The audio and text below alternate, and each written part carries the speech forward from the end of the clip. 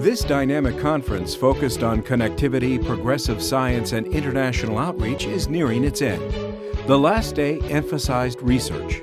The American Society for Clinical Pathology and the World Association of Societies of Pathology and Laboratory Medicine have combined their scientific resources, enhancing the education, international scope, and leadership for the entire laboratory team. On October 22nd, judges decided on the winners of the research poster contest in several categories, including laboratory practice. Their research efforts offer new insights into diseases and patient outcomes during an unprecedented annual meeting. Let's start our journey toward 2012. The ASCP 2012 annual meeting will take place October 31st through November 3rd in Boston. The momentum remains high on the fourth day. Dr. Elaine Martis presents whole genome sequencing by next-generation methods. I think the most interesting advances that are coming through genome-forward medicine are the possibility of introducing genomics in the decision-making process for clinical trials, where specific therapies are being identified to which the patient is suspected to respond because they do in fact have the gene or genes mutated that those therapies will address. The rate-limiting step in underdeveloped countries is the technologist to get the tissue made into a slide.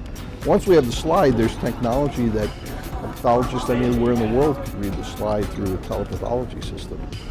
So technologists are really key, and ASCP, of course, is a huge organization of mostly technologists who are very skilled at educating other technologists in how to do the technical aspects of pathology.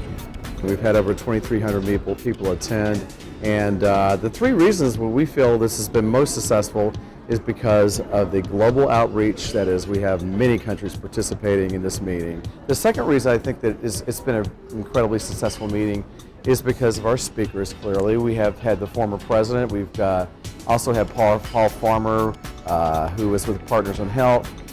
And then thirdly, clearly the networking has been very, very successful. When you bring this many number of people together in a collective fashion, we're all able to not just reconnect with those who we know, but also meet folks that we really haven't had the opportunity to work with before. Pathologists should be and should play a primary role in the genome era.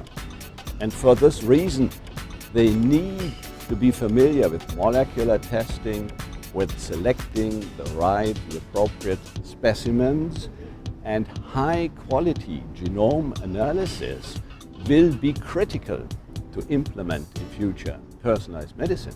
In honor of Dr. Michelle Rabel, Dr. Rebecca Johnson shares with residents her thoughts on what it takes to succeed as a pathologist. I did have the opportunity to get to know Michelle. She was a lovely person, enthusiastic, energetic. Her love of medical education and pathology education came through whenever you had a conversation with her. Just so committed to what she was doing, and I inspired those around her.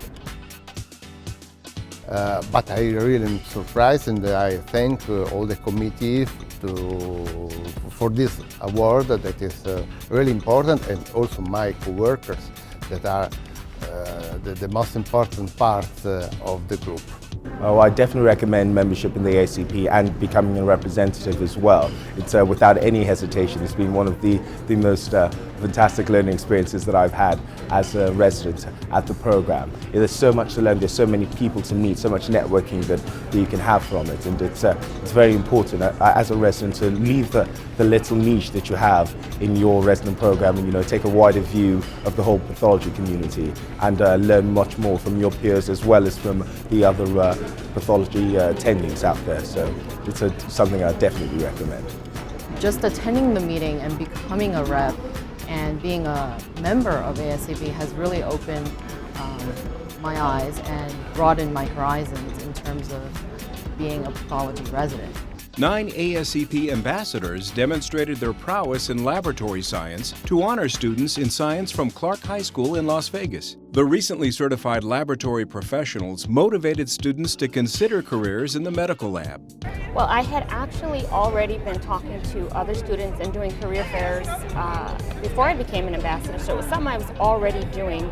And the reason I wanted to do it was because we truly do help the doctors and the patients a lot, and we are unfortunately just not advertised enough for people to know about what we do and how important it is.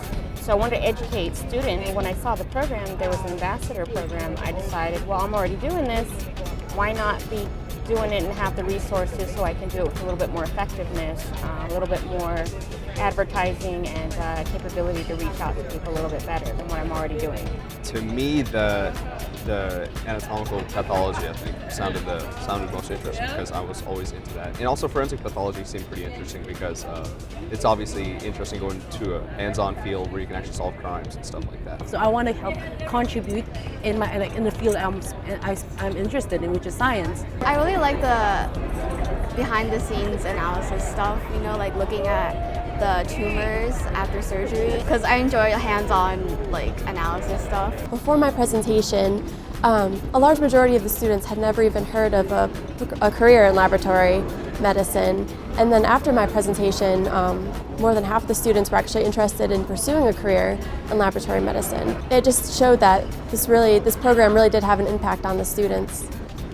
When the day ends, participants' thoughts turn to the 2012 ASCP annual meeting. Expect best practice in education for the entire laboratory team and the latest knowledge on topics such as personalized medicine and molecular diagnostics. Hope to see you there. So the ASCP meeting in Boston is going to be an incredible meeting, as this has been in Las Vegas. We'll have a few surprises and a few high-profile folks to look forward to speaking with. So thank you very much.